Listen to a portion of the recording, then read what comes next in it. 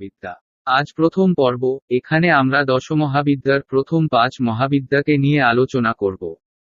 কিন্তু আসুন তার আগে জেনে নেওয়া যাক কারা হলেন এই দশমহাবিদ্যা এবং তাদের উৎপত্তি কিভাবে হয়েছিল। মহাবিদ্যা বা দশমহাবিদ্যা সনাতন দেবী অর্থাৎ দিব্য জননী সতী বা পার্বতী দেবীর 10টি বিশেষ রূপের সমষ্টিগত নাম। এই 10টি রূপ হল দেবী সতী বা পার্বতীর অবতার। দেবীত্বের এই রূপভেদে যেমন আছে প্রচণ্ডা দেবীমূর্তি, তেমনি অন্য প্রান্তে রয়েছেন এক অপরূপ সুন্দরী দেবী প্রতিমা।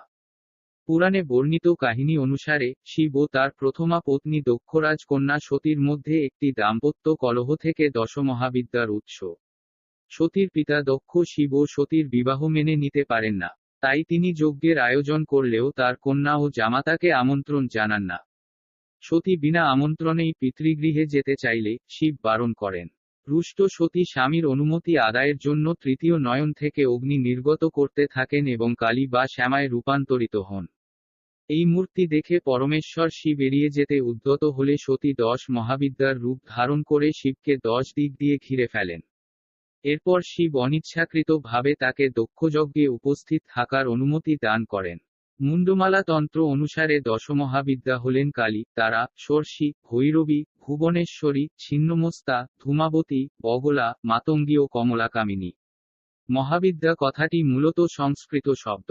সংস্কৃত মহা অর্থাৎ মহৎ ও বিদ্যা অর্থাৎ প্রকাশ, রূপ, জ্ঞান বা বুদ্ধি শব্দ দুটি থেকে মহাবিদ্যা কথাটির উৎপত্তি হয়েছে।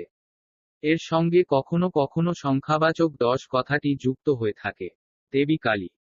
দেবী কালী বা কালিকা হলেন দেবী দুর্গার একটি রূপ। তার অন্য নাম শ্যামা বা আদ্যাশক্তি। প্রধানত শাক্ত সম্প্রদায়ের মানুষ কালী পুজো করে থাকেন। তন্ত্র অনুসারে কালী দশমহাবিদ্যার প্রথম দেবী। আবার শাক্তমতে কালী বিশ্বব্রহ্মাণ্ড সৃষ্টির আদি কারণ। পুরাকালে শুম্ভ এবং নিশুম্ভ নামক 2 দৈত্য সারা পৃথিবী জুড়ে তাদের প্রচণ্ড ত্রাসের সৃষ্টি করেছিল। দেবতারাও এই 2 দৈত্যের কাছে যুদ্ধে আত্মসমর্পণ করে। ফলে দেবলোক তাদের হাতছাড়া হয়ে যায়। তখন দেবরাজ ইন্দ্র দেবলোক ফিরে পাওয়ার জন্য আদ্যাশক্তি মা মহামায়ার তপস্যা শুরু করেন। দেবী সন্তুষ্ট হয়ে আবির্ভূতা হলে দেবীর শরীর কোষ থেকে অন্য এক দেবী সৃষ্টি হয় যা কৌশিকী নামে ভক্তদের কাছে পরিচিত। দেবী কৌশিকী মা মহামায়ার দেহ থেকে নিঃসৃত হয়ে মহাকাল বর্ণ ধারণ করেন, যা দেবী কালীর আদিরূপ বলে ধরা হয়। তারা হিন্দু দেবী কালীর একটি বিশিষ্ট রূপ। ইনি দশমহাবিদ্যার দ্বিতীয় মহাবিদ্যা। কালীর মতোই তারা ভীষণা দেবী। তারামায়ের 8টি রূপ হল তারা বা বামাকালী, উগ্রতারা, নীল সরস্বতী, একজোটা, তারিণীতারা, নিত্যাতারা, বজ্রাতারা ও কামেশ্বরী তারা। বৌদ্ধ ধর্মেও তারা দেবীর পুজো প্রচলিত। তারার মূর্তিকল্পনা কালী অপেক্ষাও প্রাচীনতর। তারা দেবীর দক্ষিণ পদ সব বক্ষে স্থাপিতা। পিঙ্গলবর্ণা, মুন্ডমালাভূষিতা, খর্বা, লম্বোদরী, ভীষণা, কোটিতে ব্যাঘ্রচর্মাবৃতা, নবযৌবনা, পঞ্চমুদ্রা শোভিতা, চতুর্ভুজা, লোলজিহ্বা, মহাভীমা এই দেবী দক্ষিণহস্তদ্বয়ে খড়গ এবং কাতরী আর বামহস্তদ্বয়ে নরকপাল ও নীলপদ্ম ধারণ করেন। ষোড়শী। ত্রিপুরা সুন্দরী বা ষোড়শী বা ললিতা হলেন সনাতন ধর্মের এক দেবী। ইনি দশমহাবিদ্যার অন্যতমা। ত্রিপুরা সুন্দরী রাজরাজেশ্বরী নামেও দেবী পরিচিতা। ইনি মাতা পার্বতীর একটি স্বরূপ। ত্রিপুরা সুন্দরীর ষোড়শী রূপটি ষোড়শবর্ষীয়া এক বালিকার রূপ। এই রূপ ষোড়শ প্রকার কামনার প্রতীক। ষোড়শী তন্ত্রে ত্রিপুরা সুন্দরীকে শিবের নয়নজ্যোতি বলে উল্লেখ করা হয়েছে। তিনি কৃষ্ণবর্ণা ও শিবের উপর উপবিষ্টা। ষোড়শী ধনুক, পঞ্চবাণ, পাশ ও অঙ্কুশ ধারিণী।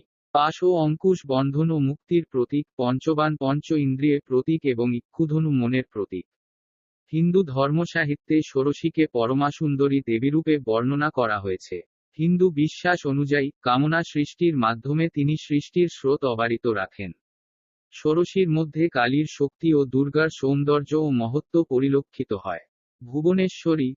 10 মহাবিদ্যার চতুর্থ দেবী হলেন দেবী ভুবনেশ্বরী। জানা যায়, সংস্কৃত শব্দ ভুবন, ঈশ্বরী থেকে এসেছে ভুবনেশ্বরী শব্দটি, যার অর্থ হল বিশ্বসমূহের দেবী। দেবী ভুবনেশ্বরীর অপর এক নাম দুর্গা এবং তার সঙ্গী হলেন সদাশিব। পৌরাণিক কাহিনী অনুসারে দুর্গম নামক অসুরের অত্যাচারে ভীত সন্ত্রস্ত হয়ে দেবতা ও ব্রাহ্মণেরা দেবী ভুবনেশ্বরীর আরাধনা করেন। আরাধনায় তুষ্ট হয়ে দেবী আবির্ভূতা হন।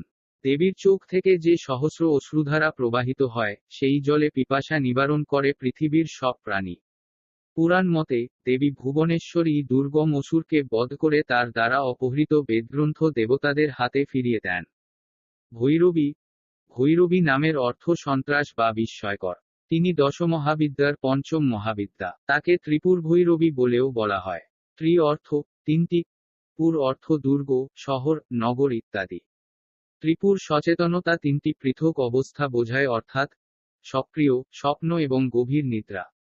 ভিন্ন জনশ্রুতিতে একবার তার কৃপা পেলেই শিব চেতনার উপলব্ধি করা যায়। তাই তাকে ত্রিপুর ভৈরবী বলা হয়। দেবী চতুর্ভুজা, এক হাতে গ্রন্থ, একটিতে জপমালা, একটিতে অভয় মুদ্রা এবং অন্যটিতে বরদা মুদ্রা নিয়ে পদ্মের ওপর বসে আছেন।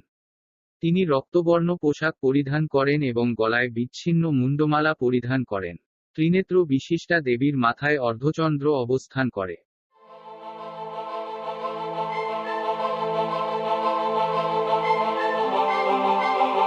আজ এখানেই শেষ হলো আমাদের দশমহাবিদ্যা প্রথম পর্ব। জানাতে ভুলবেন না আমাদের এই পর্ব আপনাদের কেমন লাগলো। যদি ভালো লাগে অবশ্যই আমাদের চ্যানেলটিকে সাবস্ক্রাইব করবেন। খুব তাড়াতাড়ি আমরা ফিরে আসছি দ্বিতীয় পর্ব নিয়ে। ততদিন সবাই ভালো থাকবেন, সুস্থ থাকবেন। নমস্কার।